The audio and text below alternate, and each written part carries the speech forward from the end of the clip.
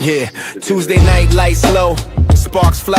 War report after dark, better fall in line. From WWE to TNA, AU to Spark. Vince the Prince from the Northeast set it off in the dark. OG Steve led the charge. Cat Al, Eric us, 9 p.m. Eastern. Acknowledge the ring, acknowledge us. Close the door.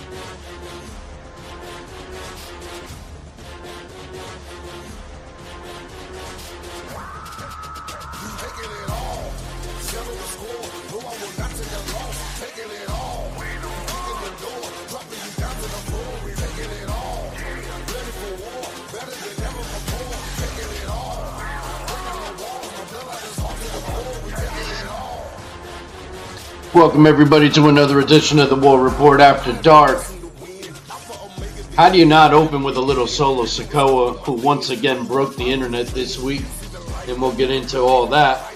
But welcome everybody to another edition. Al, how you doing, my brother? Pew, pew, pew, pew. I want the shirt. I'm good, my brother. Yeah, the shirt is. I like the shirt. Yeah, I want the shirt. So welcome everybody to another edition. We got so much to break down. We've got Raw, we've got SmackDown, we got NXT, we got Sunday night's main event. Storylines are getting crazy. We got WWE News. We have AEW's final push to All In London. We got biggest winners and losers that are coming out this week. Al, let me ask you this. Which storyline has your attention the most right now? I mean, it's hard not to say the bloodline with LA Knight and these boys. It's tough not to say that. Well, I also like what's going on with the women. Yeah. Care. Mm-hmm. And, these girls. I like that. There's a lot going on right now to get into. I'm interested in the motherfucking Tongans now because they got their dad and it looks like they want to do something with them. Obafemi and Braun Breaker have to be probably just second to the bloodline. And that's just me thinking off the top of my head. I'm sure there's more, but those are the few I could highlight right now. Think about that for a second. Usually, we could ask that question. It's like one or two things.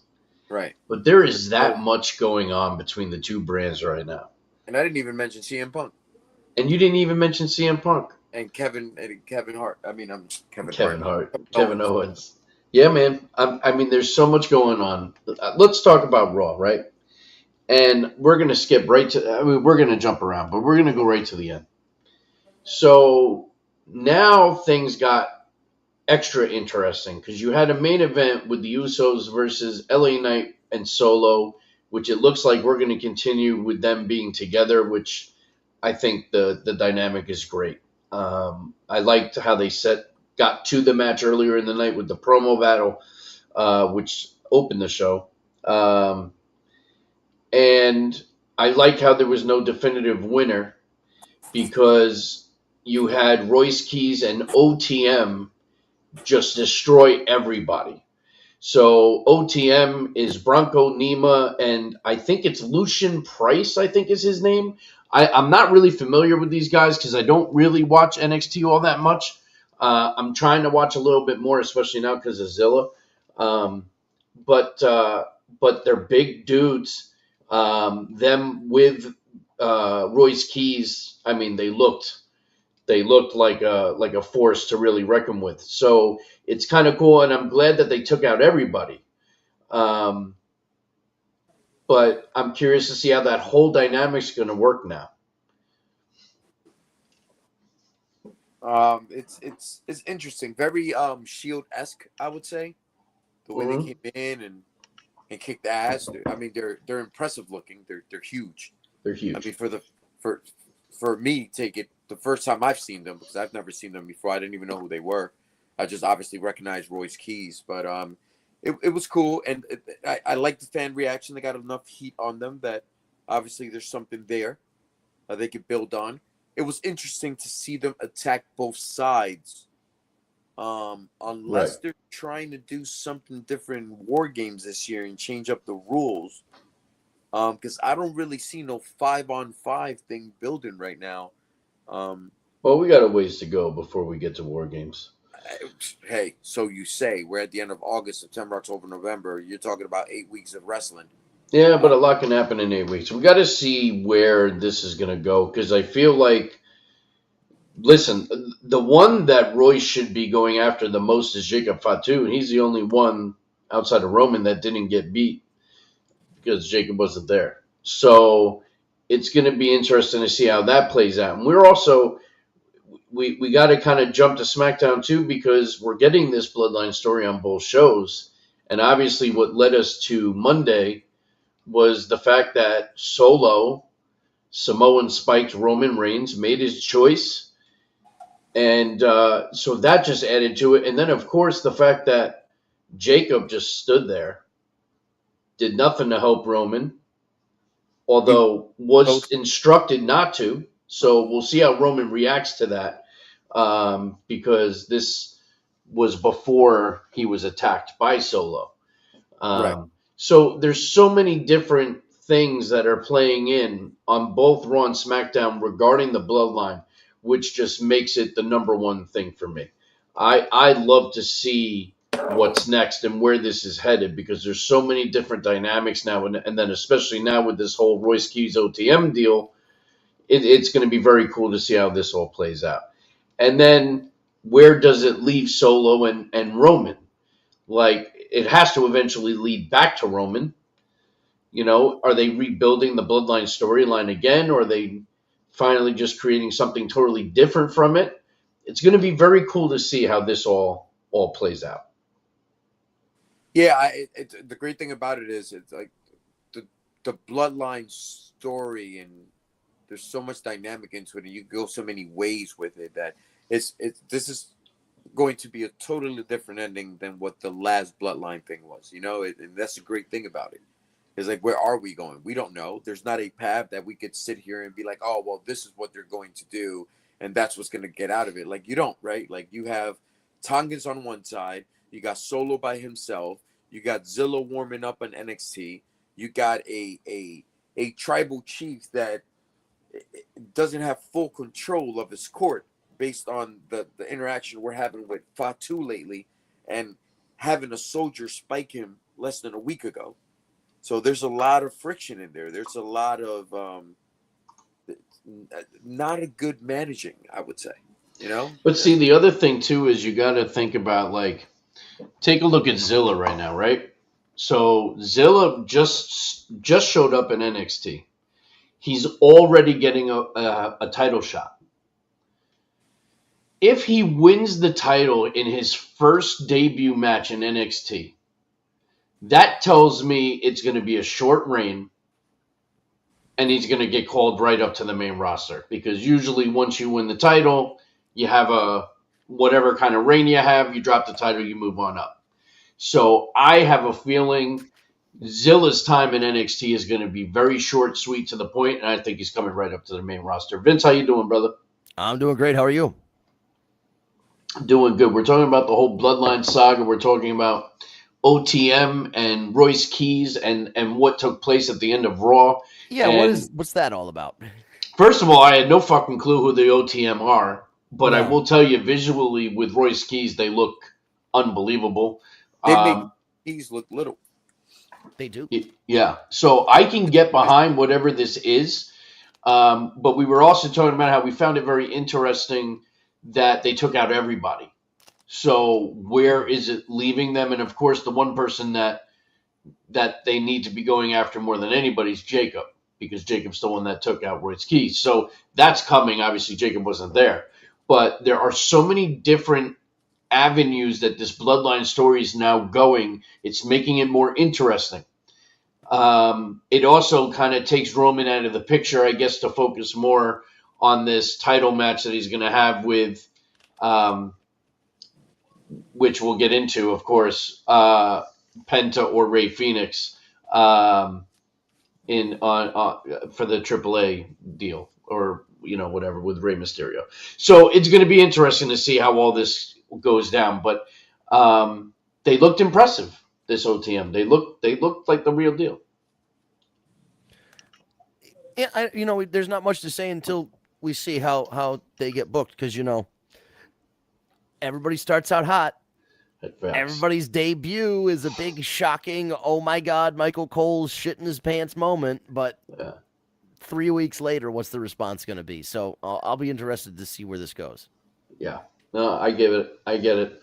Obafemi Brock Lesnar is starting to pick up some. Or Brock Lesnar, Jesus Christ. Obafemi Braun Breaker starting to pick up some momentum now. We had the stupid ass contract signing, which always ends the same way for the most part. But we get the contract signing. But what I did like about this, more questions than answers again, which I like. But I like how they cut promos. I just get more and more impressed with Oba and the way he delivers a promo more and more every time I hear him talk. The promos get longer and longer. And it's just the way he delivers it, his accent, the articulation. I just love listening to Oba. And everything he says is facts. Braun kind of tripped on himself a little bit in the promo, but that's Steiner-esque. So to me, I almost welcomed it in a way because it reminds me so much of his uncle. It got me more excited for this match. It doesn't necessarily give me the impression that Braun could win. So I feel like next week something's got to happen where Braun is the one that walks out and Oba's down. To make it look somewhat believable, because right now it just seems to me like Oba's going to destroy him because look what he did at the end of the contract signing. So I think something else has to happen. The other interesting aspect of that whole thing is that once again Paul Heyman is there. Right. Why is Paul Heyman there? Paul Heyman is not Pierce or Adam Pierce. So why is he there? Is he actually working with Oba? Is he not? Is he working with Braun Breaker? It seems like Braun's a little like, you kind of left me. So there's so much going on there. Or is it a total swerve and Paul Heyman brings back Bronson Reed, who is looking amazing and ready to go? And is that who he's actually managing? Bless you. To take out Oba and Braun Breaker? Or is he just going to go with Obafemi? Or is he going to stick with Braun? So many questions. Yeah. My only issue is Oba doesn't need Heyman. No. So I don't know if that should happen.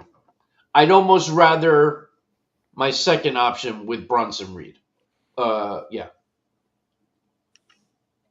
Yeah, I think there's got to be some, like you said, there has to another shoe has to drop in order for Braun Breaker to look believable that he stands a chance against Obafemi, especially if you are one of the internet fans that knows that supposedly backstage Braun Breaker has been shuffled down the pecking order and Obafemi is now like, whereas if you asked a year ago, Braun Breaker was one of the guys that was being prepped for a big title run and being a top guy.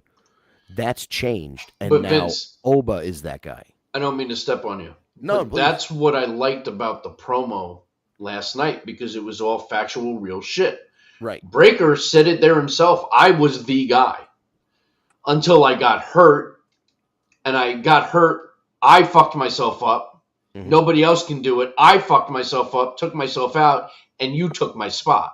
That's all real shit. That's when they moved Oba up to fill that void. I don't know if anyone expected Oba to explode the way he did. Right. But he's lightning in a bottle. That's what gets us, right? Like the real life story shit, because we feel it. We see it. Like, we're here talking about it. Yeah. Sure, that's what creatives like. You know what? Like, fuck it. Let's put it out there. Let them talk about it. Let them really have a go at it, and let them know how he really feels about him taking his real spot. Because that's reality, right? That's true passion in regards to shit. If I wasn't hurt, you might be coming after me because I'm the one with the belt. Like it's real. I love it. I love the fact that they were just putting reality into this with two monsters. Like, this match has to be so fucking awesome. And that's why when Steve brings up the possibility of Bronson Reed returning, whether it's next week to set up like, oh, Oba's kind of in trouble, or if it's a surprise comeback during the match, interfering on behalf of Braun Breaker. That cocould be another, that those two avenues. Or it could be the reason why they call it DQ, and there's no definitive winner, and nobody looks, Correct. nobody gets pinned. That's so the you can route do that I'm too. going. That's the route I'm going with. I feel he'll show up because he could do that thing. Yeah, what if he does? You know how he did to Seth, and he did like 1,000 tsunamis on him. Mm-hmm. Do that because they got to do something to try and chop the big man down. So he's got to hit him with a bunch of finishes. I could see him like hitting him with a tsunami, and then like Oba just pops up right away, and then Braun Breaker just fucking hits the ropes as hard as he does, and just boom, hits him, and then he falls again and hit him with another fucking tsunami, and then another one, just starts fucking ripping him. I could definitely see that. Yeah, and I also, since it would be a DQ in this situation and nobody wins, that also brings up an interesting proposition of Bronson returning and facing Oba. Braun obviously getting another match after the the Oba Bronson match happens. Then you go Oba Braun Breaker again. Or, which could be very intriguing, you put all three of these guys in a triple threat match, and as Big E says, big meaty men slapping meat. I mean, I could definitely get on board with that. I think that would be an amazing kind of match. But we have to see. I mean, it's all going to depend on when Bronson officially returns, but everything I'm seeing, it looks like he's raring to go. So I'm no doctor. I haven't seen anything or heard anything about being cleared, but something tells me the more and more he's posting selfies of himself, the more and more that's a hint that it's just a matter of time. So we've been having this tournament for number one contender for Roman Reigns. And Rey Fenix and Dragon Lee had one sensational match last night. Really, really good. And Penta defeated La Parka. So now in the finals, to figure out who is going to face Roman for the title, we're getting brother versus brother. And we're getting Penta versus Rey Fenix. And this could potentially be match of the year contendership on paper. And something we have never seen inside a WWE ring. We haven't even seen the Lucha Brothers really back together.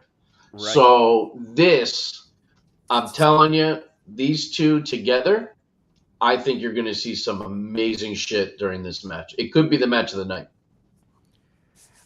I hope so. Like, I hate to set the bar. Like, the problem I have, you have with a match like that is because it hasn't happened in so long, you have the anticipation of it. So you hope that the execution of it doesn't conflict with your expectations. Like, you have to go into it with an open mind and don't be like, oh, well, this match is obviously going to be awesome. Like, you just have to go into it. You know what I mean? You don't want to, like, overhype yourself.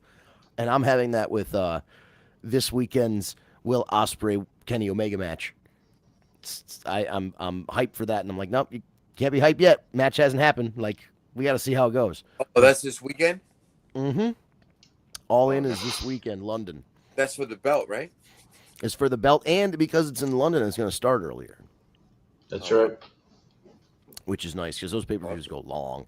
But back to the point at hand, these Lucha Brothers, yeah, if what would be nice is they have this competitive brother versus brother match. I assume Penta wins. Big brother. Right. Yeah. And what would be nice is if this match led to them getting back together as a tag team. And it doesn't have to be forever. Yes. They are wonderful singles wrestlers and singles champions in their own right. But there is something about the Lucha Brothers as a tag team that is undeniable. It goes to show how good professional wrestlers they are, that they can work great singles matches Yeah. and work together as one of the greatest. I mean, these guys.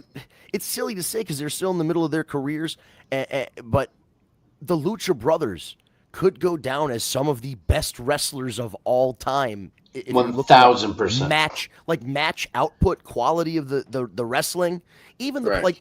the promos. I don't speak Spanish, but when those guys speak Spanish, you know what they're saying. They're And good. even in English, like, I don't know about the younger brother, but I know Penta has his English has improved, and he's trying. He was Spanglish in AEW, and he's really, he's gotten better. But I don't care about that. Like, I don't. Doesn't bother me. That's like when Asuka cuts a promo in Japanese. I'd rather you cut the promo in the language you're comfortable with. It'll be a better promo. Right. I don't want Al. You'll appreciate this one. I don't want the after a baseball game interviewing a Dominican player, and they're like, "I hit the ball well," you know what I mean? And you're like, Right. just let's do the interview in Spanish. I just let's and then somebody translate. It's fine. It's absolutely It's the same. It's the same with like Stephanie Vaquer. Yes. Like her promos are so much better when she just does it in Spanish.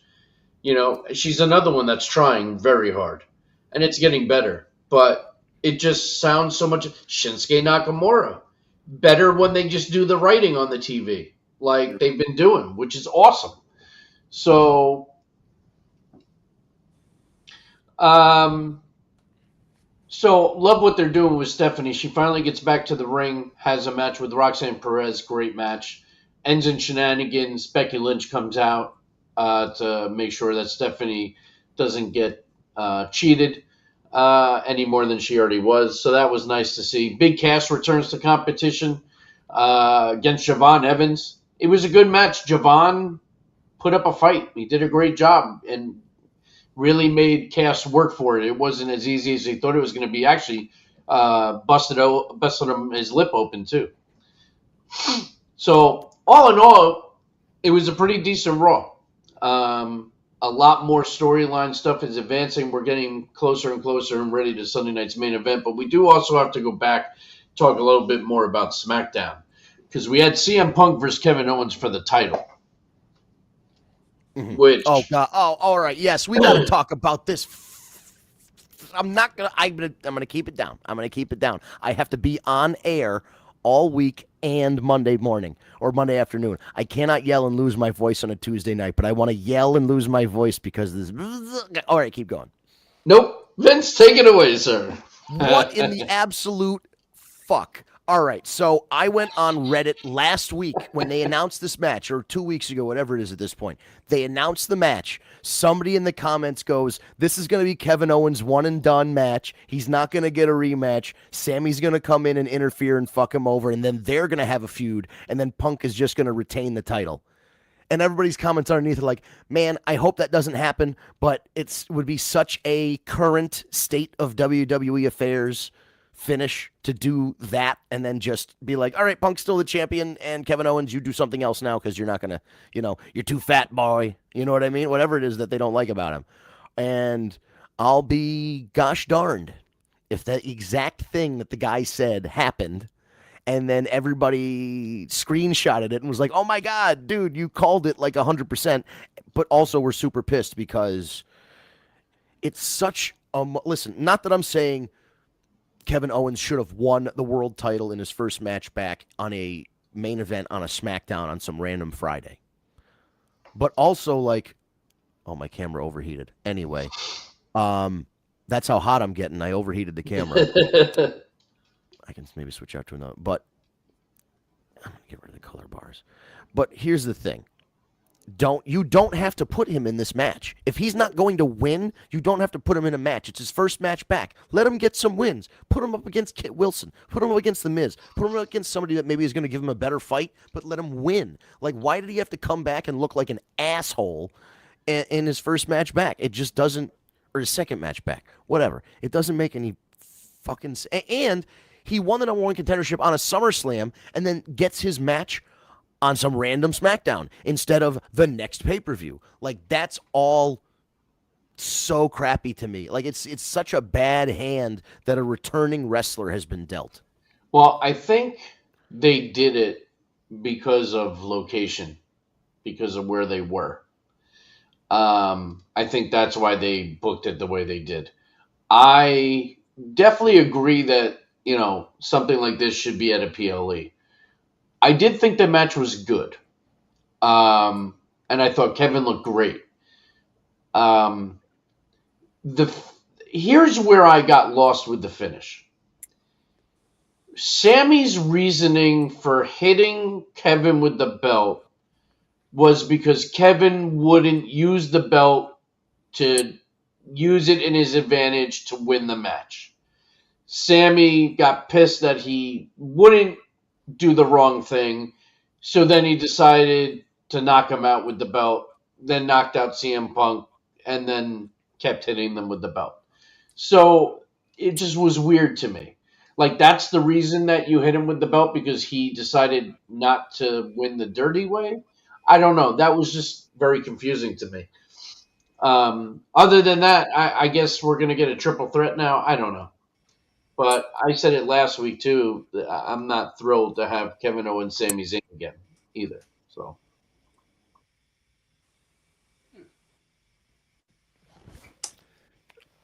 I don't I had- mind it again because of the different avenues we're getting, right? Because one's a heel and the other one's the face. However, I agree with you because I would have liked that to be his first match back, not against the champ to lose a goddamn title match. Right. Like, they didn't let him get no steam. Like, they didn't let him wrestle nobody at all. Like, they could have still talked shit. He could have tried to cost him a match and stuff like that, and they could have built for it. But to do it like that, and you're right, on a SmackDown, like, not even a pay-per-view, nothing. Like, I don't think it was right. But, again, it tells you what this new direction thinks of Kevin Owens. Because they would never do that to somebody they would project to be a future champ. Unless you're going to build on the storyline and let them go back and forth for a while. you know what? I don't agree with that. I don't. I think this was solely done because they were in Canada. And there's people that thought that Kevin was never going to be able to wrestle again, and the fact that he was able to come back and, compete at home with family and friends and all that. I mean, fucking CM Punk got booed out of the building. He's the face. So I think it was the right decision in that respect. I don't see this as looking at Kevin anyway.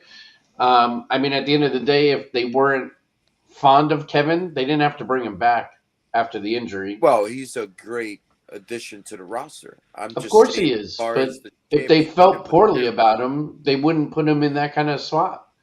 But so I don't think they felt poorly. I just think, Right. Well, all right. So when was the last time Kevin Owens was a champ? Well, technically, he was walking around with the Winged Eagle before he got hurt. I mean, that's not a technical championship. That's a theoretical one. I took it as one. Again, so if you take your Winged Eagle championship, because I loved it too. I love that belt. It was like 10 years ago, bro. So they 10 years ago? 10 years ago. It's the last time he was. Oh, since he was actual champion? Yeah. Has it been 10 years? 10 years. Jesus So, Christ. I mean, does Directive all of a sudden, because he had a broken freaking neck and came back from it or whatever it was, going to say, oh, well, now he's going to get the strap? I don't think so. He might be even more high risk right now. Again, looking at it from the money stands and these people that don't know wrestling. That's what I'm thinking they're thinking. The Canada thing definitely seems to track because, they do like to do that, and they do like to do the fake. See, they do the fake out until they finally pull the trigger, and that's why they can keep doing the fake out. They do the fake out until you have Sammy win the big one, and you're like, oh my God, he finally did it somewhere like, not necessarily his hometown, but Saudi, and he's a Muslim man. So, but then you have all these other missed opportunities. Sammy in Montreal, what's his name? Drew McIntyre in Scotland, like all kinds of shit, man. Like they do it, and they do it a lot. They did it to Mickie James a lot. Whenever she was in her hometown, she would lose every freaking match. So, Well, that was always kind of like the running joke. Like, if you wrestled in your hometown, you kind of knew ahead of time they were losing. Yeah, for sure. But that's what got people in the door was the promise of that person winning the big one. And if that's still what they're doing, that's fine. I would just, we discussed this last week. The equity of having a guy like CM Punk as your champion is that he is an older guy with a reputation, and once he puts somebody over, that should make them as a top guy.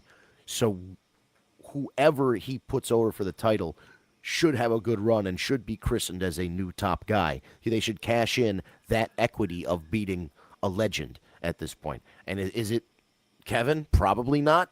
I don't know who else it would be at this point. Maybe Sammy. Maybe they're building this towards the Royal Rumble, or they're building it towards Saudi Mania. I really don't know. Yeah, I mean, there's so many different ways it can all go. Cody Rhodes, Randy Orton. Nick Aldis has now stated that they can't physically touch each other until the match, or they will never be given another championship match. I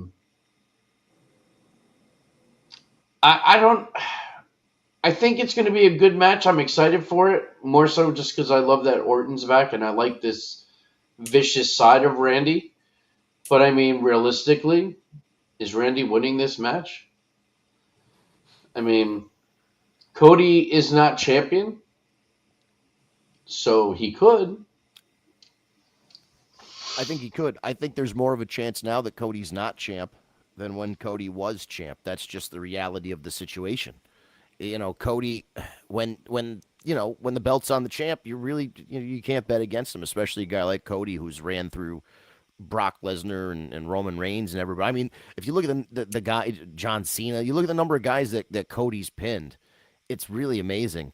And I talked about it with CM Punk. This is kind of the opposite of that, where he got christened as the top guy so many times. Rollins put him over. Brock put him over. Roman put him over. Cena put him over. At one point, you're like, all right, we get it. He's the top guy. Like, it didn't have a cumulative effect where, like, every time he got put over by a legend, it, like, doubled his popularity. It kind of had the decreased effect where it's like, all right, we get it. He's the top guy. Does he have to beat every single legend? Like, that was kind of the frustrating thing. But on the flip side, Punk has taken so few clean losses during this run. Whoever beats him, it's going to mean something. As long as it's not goddamn Seth Rollins. Right. Yeah, I definitely. It's that he's so little, and then he's beating all these fucking monsters out there.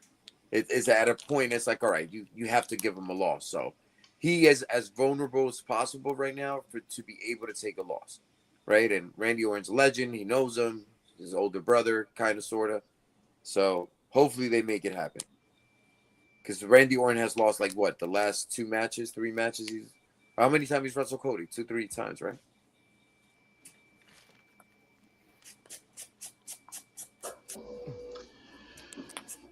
I'm back. There you are.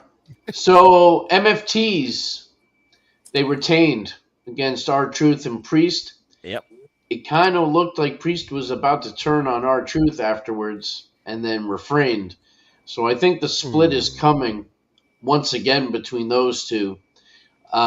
Totally good with the MFTs retaining the titles, especially being led by their father, Haku, cutting a promo backstage saying, let's show these people why we are the real motherfucking Tongans. I like where it's going. But, this whole Priest-Truth thing, I think, is over. Well, which I'm okay with, but then it's like, what do you do with Truth at this point? I thought he was going to turn on him, actually. That's what it looked like. He was about to. He refrained. So how about this? In the group chat, I'm just going through it now. I see a graphic that says, according to the Wrestling Observer report, Johnny Gargano, Bayley, Damian Priest, and Carmelo Hayes, that are names rumored to be released or non-renewed in the coming weeks. Yeah, but I also just heard that Bayley resigned, so who the fuck knows? Let me see. We'll and Damian Priest just started working with AAA. Oh, I know, but it could just be that they might be making an assumption based on the length of his contract, and they kind of know. You kind of know when they're expiring. If somebody's like, "Oh, I signed a 3-year deal. I signed a 5-year deal," and they said it in like April, you go, "Okay, so from February to, May, it could be any of those months, but 3 years from now." So they might be making an assumption. I haven't. Ooh, the new wrestling force. Bailey, did she? When did she sign an extension? Did she? Who? Bailey? Yeah, I'm seeing if it actually happened. I mean, you never believe what you read online. No, well, that's what I'm saying. No, her last contract extension was December 2023. So the rumor is that her contract should theoretically go until December of 2026 if she signed a 3-year deal.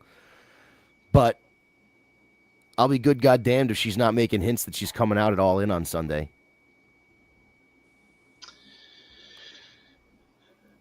Find out on Sunday. And there's a couple guys that might be making their debut. Who? Is it a new day in the AEW? Oh, it's a daybreak. It's daybreak, yeah. It's a daybreak. What I wanted them to do, and this might be too nerdy, is they're going to be with Swerve now, right? Yeah. So there's a multi-team trios championship match going on for the titles, and it's going to be like a 5 or 6 team clusterfuck basically. And Hangman has his team with Brodito, and he's like, "Swerve, you need to find a team." And he's like, "Well, I'm going to bring back that guy Trench with all the tattoos on his face." No, I'm kidding. He didn't say that. Swerve cut a promo backstage that was posted on social media, basically hinting at New Day / Daybreak. And as I was going to say, my suggestion to them for because they're video game guys is they should have called the new team New Game Plus. Because when you beat a game, there's a New Game Plus that's like a harder mode. So, like, New Game Plus is like, well, they're in a new company. It's like they started over. It's like they prestiged in Call of Duty. It's the New Game Plus. I like that. And then people go New Game Plus instead of New Day Rocks. Like, it all fits. But anyway, comments. That's funny. Kevin's with us, fellas. What's up? David Rosca, Vince McMahon, June 11th, 2007. Do you guys remember? I don't. R.I.P. That was the day he got exploded in the limousine. Oh, okay. Yeah, that whole storyline got fucking screwed because then the next day, that's when Eddie passed away. I was just going to say, a day or two later, some shit happened. Yeah. Blake Monroe attacks Julia before her match, so the match never really happens. So I could care less about that one. Lash Legend beats Tiffany Stratton. That's kind of a big deal. It is kind of a big deal. And I love the dynamic with Tiffany and Chelsea, but I ultimately feel this is going to push Tiffany to a heel turn sooner than later because Chelsea, little losing streak. Yeah. Baron Corbin, Trick Williams, they're going to have another match, but that match is only going to happen if Little Yachty survives 5 minutes with Corbin this week in the ring. So that's going to be interesting to see how the fuck that plays out. Obviously, he's going to last the 5 minutes, but... I think it's funny that WWE's response to All In is a Sunday night's main event where one of the draws is a 5-minute Lil Yachty versus Baron Corbin challenge. Yeah, I know. It shows how much they don't consider them a threat, I guess. Right. It's kind of how you could look at it. Also, some news that's been floating around. Is this true that ESPN is not looking to re-sign with WWE and continue to have the pay-per-views there when this contract is expired? Has anyone else heard this? I saw that report. Yeah, I did see it, and then I saw someone from ESPN comment to that guy and said that decision hasn't been made, and we're basically said that that's not a decision that they've made yet, positively or negatively. And the guy goes, "Oh, well, I sent email." And the guy's like, "What?" The ESPN guy was like, "What's your source?" And the journalist was like, "Well, he said whatever it was. He didn't name his exact source. Then he's like, but I also contacted ESPN. I emailed them. I tried to get somebody, in the PR thing to give me a response, and nobody responded. So I went with my story, which, according to my sources, that ESPN is not renewing WWE. So there is a dispute out there about whether or not it's the case. What I can tell you is it is not necessarily a WWE specific problem. It is an ESPN Plus, or whatever they're calling this shit now, problem. They are not making as much money on this subscription model as they thought. Who would have thought that $30 a month for ESP fucking N wouldn't be what people's priority is in 2026? I mean, Christ on a pony, guys. Like, even like Netflix is creeping up towards $20 a month, and if you pay for YouTube Premium, that's almost $20 a month right now. You're really paying $30 for ESPN so I can watch cricket at 4 a.m.? Who gives a shit? So, like, there haven't been enough people from either UFC fans, wrestling fans, or fans of sports like the WNBA or something else that is not broadcast all the time on ESPN 1 or 2 and gets kicked to like ESPN 7. If you're not watching those, you're not subscribing to this new service. So they haven't hit the subscriber benchmarks that they've wanted to hit. It's losing money. Every day, basically, this thing is losing money because not enough people are subscribing. So every day they have the server turned on for ESPN Plus, they're at a loss.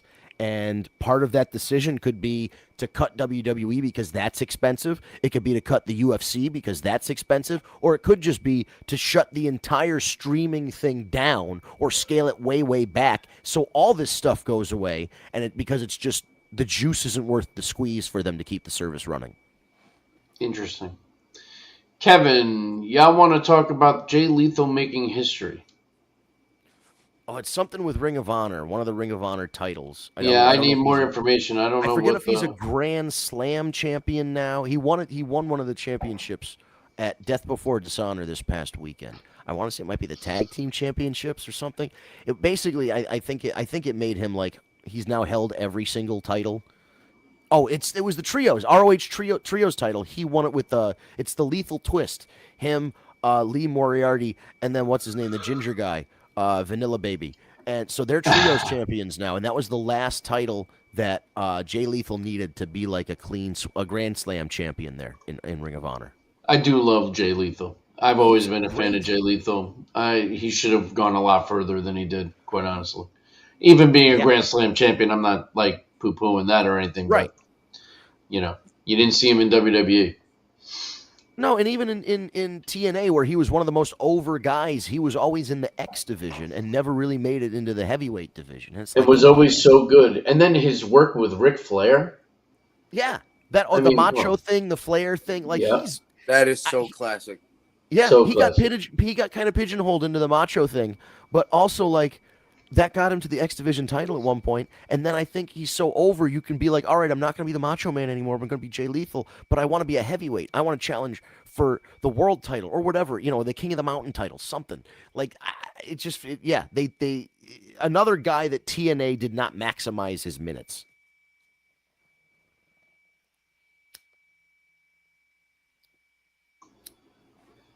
It's a real shame because he's real talented. Real talented. So Sunday night's main event right now is stacked.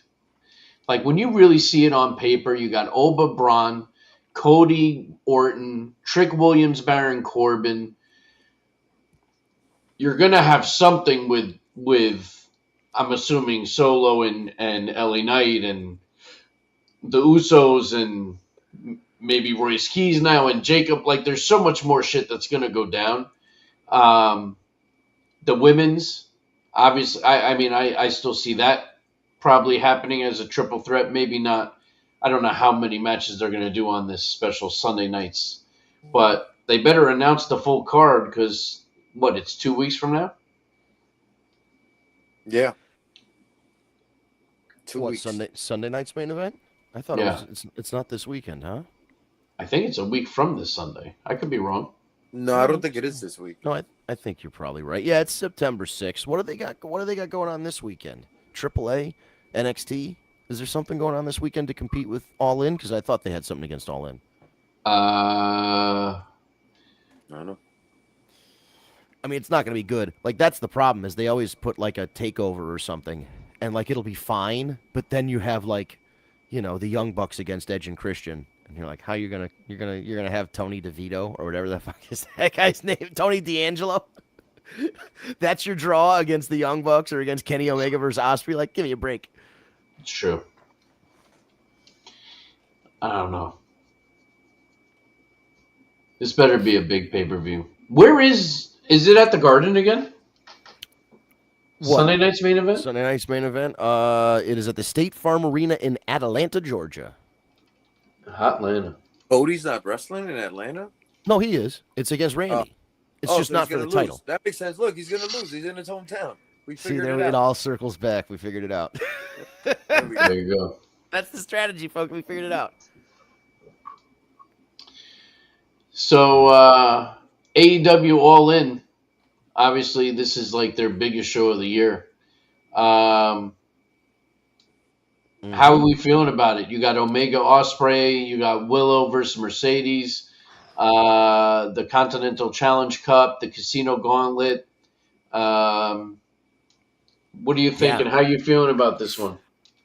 I'm excited. I mean, I'm always every year. I look forward to All In because Vince, it you really. mind going through the lineups for we Yeah. can know who's wrestling? Because I'm Oh not no, really- absolutely. I'm gonna pull up the Wikipedia page for this. All In, for those of you who haven't watched this, it is AEW's WrestleMania. They put the biggest stacked possible card. Not that their regular pay-per-views don't have stacked cards, because Tony's a fucking maniac. But these cards tend to go even harder in the paint. So, who do you think is showing up? I think Bailey has a 30% chance of showing up, and I think the New Day have a 95% chance of showing up. I think Ilya Dragunov has a 75% chance of showing up. As for anybody else, who knows? Adam Cole is, as far as I know, still not cleared. So I don't know who else would be making surprise returns or anything like that. But those are my picks. no other injuries? Nobody else is injured that you in AEW outside Wardlow? of that role? Yeah, Wardlow's not that big though. Right? No, that's the thing. I think, you know, for fingers crossed, for the first time in a long time, everybody's aside from Eddie Kingston, apparently, everybody's relatively healthy in AEW right now. Okay. So like Steve What was happened, saying, Eddie King? Eddie Kingston. So Eddie Kingston was in that Continental Challenge Cup tournament that Steve was just talking about, and the winner of that gets a title shot at John Moxley's Continental Championship. Right. And he was in that tournament. He got pulled from an indie show over the weekend, and then he was supposed to wrestle on Wednesday. So when you see him get pulled from an indie show on Saturday, you're like, is something either something important's happening on Wednesday and they don't want him to get injured, or he's already fucking injured. And then Wednesday comes along and Tony makes the announcement, he's injured. I don't know what it, or you know, he's out. So I don't know if it's a mental health issue. I don't know if it's a physical health issue. AEW is pretty tight-lipped about injuries. Like, if you remember, they didn't tell anybody what was going on with Brody Lee until he passed away. Like, everybody in the company knew, and they're just very tight-lipped about injuries. So we'll know when he comes back, or like when he tells us. But like, as of right now, he's just listed as injured and not available. I understand. Yeah, but Willow Nightingale is currently the AEW Women's World Champion. Mercedes Moné won the Women's Owen Cup, so she gets to challenge at All In. If she wins, this is the first time Mercedes wins the big one, the AEW Women's World Championship. She's been TBS champion, and she's been several other promotions champions last year. That was her big run, where she got up to, like, I don't know, 13 championships or something on the indies, and then went back and lost them all and dropped them. Like, she might have had to forfeit one of the titles because of scheduling, but everybody else she put over somebody for that title, which is nice. The setup is that Mercedes is supposed to win here. It's more interesting to me if Willow wins, because like the expected thing is a bunch of title changes on the show because it's like WrestleMania. But Willow beating Mercedes would be the one. If I had to put one title change off, it would be this one. There's been a lot of talk about the other title match, AEW World Championship, Omega Ospreay. Omega coming in as the champ, having just taken it off MJF, who just took it off Darby, who just took it off MJF, who just took it off Joe, who just took it off Hangman or some shit. Like there was a wild title lineage this last year to get where we are, all the way back to Omega versus Ospreay, which has been the plan for a while, I guess. There's talk of it would be a more interesting story if Will Ospreay loses this championship in front of his hometown, Wembley Stadium, and then comes back next year like Cody Rhodes and the Bloodline. And I hate that. I think he's been building it up so much. He's taken the title home, the first British wrestler to win a world championship on British soil in professional wrestling history. It's a big milestone. We don't need to push it out another 365 days. Kevin, I agree. Ospreay for the win. Here's how much I'm putting on Ospreay's victory. If Will Ospreay wins the world championship, I am finishing my AEW championship belt tattoo with both Will Ospreay's GOAT and Kenny Omega's KO on either side of this championship belt to go with my Hangman that's in the middle. So that's pretty cool. You know, I'm putting it all in on Ospreay. The other one, another big match, the AEW World Tag Team Championships, as I said, Cage and Cope or Edge and Christian against the Young Bucks. Now, there was a link in the group chat earlier today saying something about the Young Bucks possibly leaving AEW. Dave Meltzer reports on Wrestling Observer Radio, he heard the Young Bucks might be on their last wrestling contract. He noted they are set for life as far as money is concerned. I've heard discussed this might be the Bucks' last contract. We'll see what happens when the deal is up. So not even like they're jumping somewhere, but like they might retire, which, hey, good for them. You don't think they would ever make the jump to WWE? I think they should. Listen, I hate to be the guy, but much like Jesse Ventura in the Gulf of Tonkin, I was there. I'll tell you what, Shivani, I was there in the locker room. I was there in 2016 when those guys didn't shake Booker T's hand and they didn't get a Ring of Honor deal. I was there months later when they met Booker T afterward and they apologized and shook his hand. I was in the locker room for that. I literally saw that shit happen. So the rumor that they quote-unquote disrespected Booker at their tryout by not shaking his hand in the locker room apparently was a fucking thing and was one of the considerations for them not getting a job 10 years ago when they fucking should have. It's a disgrace. So there was... Why didn't they shake his hand, though? In pro wrestling, and this is a very outdated thing, and even in 2026, you'll go into wrestling locker rooms and not everybody will do this. There's an age cutoff to this. It used to be, no matter where you were, when you got in the building, you shook hands with all the boys, all the workers. You shook hands with every single person, and you gave them the light. You didn't give them a hard handshake. You gave them what they called the working handshake. You did a light handshake.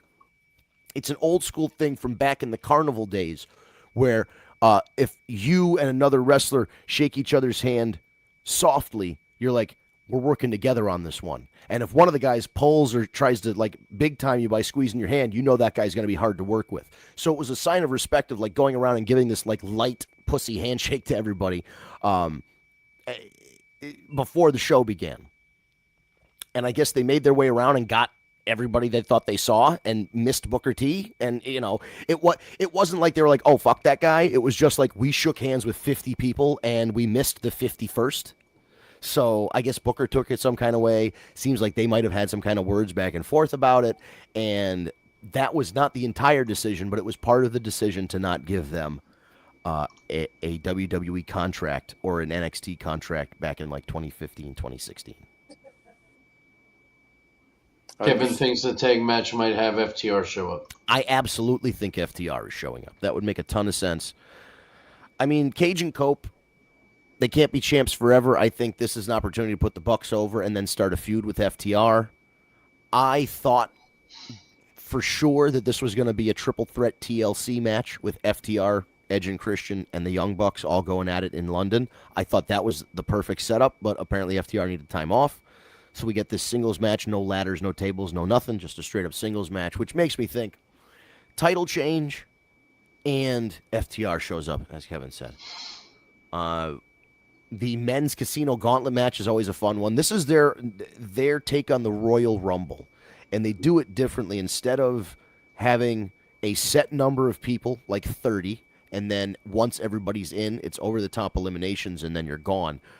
This gauntlet match theoretically could have as many people from the roster as possible because it only ends when one person gets a pinfall or a submission clean in the ring. So there could be 10 guys wrestling outside of the ring, but if you and somebody else are in the ring and you roll them up and you get the 3 count, you win, match ends. So the match could end with the first 2 people if you finish the guy off quick enough, or it gets to complete chaos because then there's 10 people out there and people are breaking up your pinfalls. It's also their opportunity to debut people like an Ilya Dragunov, and it's a way to get a bunch of people on the card. Andrade is number 1, MJF is number 2, Tommaso Ciampa is number 3, and we don't know the rest from there. It's like a mystery. It's like the Royal Rumble. They just don't tell you the order. They don't tell you who's in it. It's a great concept. Because they were doing a Royal Rumble style one, which wasn't great. Or no, they did the one that was it was like a ladder match, and you got like a big brass ring, because that was Vince McMahon's thing about grabbing the brass ring, so they like made it literal, and then they stopped doing that. Thank God. Claudio or let's see, Jon Moxley or Claudio versus Kyle O'Reilly or Nigel McGuinness for the AEW Continental Championship. So yeah, we're finishing up the brackets for this tournament this week. We'll know who's going to be in the match. Likely, I assume it's going to be Jon Moxley against Kyle O'Reilly. Or no, it's going to be Jon Moxley against Nigel McGuinness because Nigel McGuinness is from England. So you want him in there. They got a storyline going that Nigel is injured, but he's injured, but not injured enough where the doctors won't clear him for competition. He's just injured enough where it will slow him down. Like he's got a leg injury that he's selling. So I think the story that they're going to tell is that he's going to eke by Kyle O'Reilly, and then he's going to limp into this match against Jon Moxley and play a real big underdog. Now the question is, do you put Nigel McGuinness, who's technically been retired since 2017-ish, do you put him over Jon Moxley for this title in England? I mean, it would be a great moment, but like, does it make storyline sense? No, Nigel's got to lose. So that's what I'm thinking. It's for the hometown pop to get him out there on the show, but yeah. I think he loses. Isn't Moxley like one of the big? He's still big time in AEW, right? Oh yeah. Yeah, because after he lost the world title to Hangman, he won the Continental Championship a couple months later, and he's been holding on to that for almost a year. And that's like it's not the world title, but it's like the way AEW's titles are structured. It's like the world title is the big one, and like the next step down is the international title and the continental title. And then down from there is like the TNT championship and the national championship, the red belt, in terms of singles importance, I believe. So he's technically got like the second biggest belt on the show, and he defends it all the time. Like it's the workhorse title. He goes out, he defends it, puts on good matches. The next one up is another tag team match, AEW Women's Tag Team Championship, the Divine Dominion, the big broads, Lena Cross and Megan Bayne. Have you seen these two wrestle? Holy shit. They're huge. They're big. So they're big like Naya's tag team, but they're like thick white girls. And they come out dressed like Greek goddesses and shit. It's crazy. They're going against. Yeah, I think I've seen them. And they're going against the Brawling Birds, Alex Windsor and Jamie Hayter. This is another one where you've got local girls on the show. I think they're giving the tag team titles to the Brits, though. I think the Brawling Birds win the women's tag team titles because they are in England. Oh, they're British also on top of it? Not the champs, but the challengers are English. Oh, okay. Yeah, so Divine Dominion are two Americans, Lena Cross and Megan Bayne, and then the Brawling Birds, Alex Windsor, who is Ospreay's wife and Jamie Hayter, who's a former AEW Women's World Champion. So I think the Brawling Birds go over.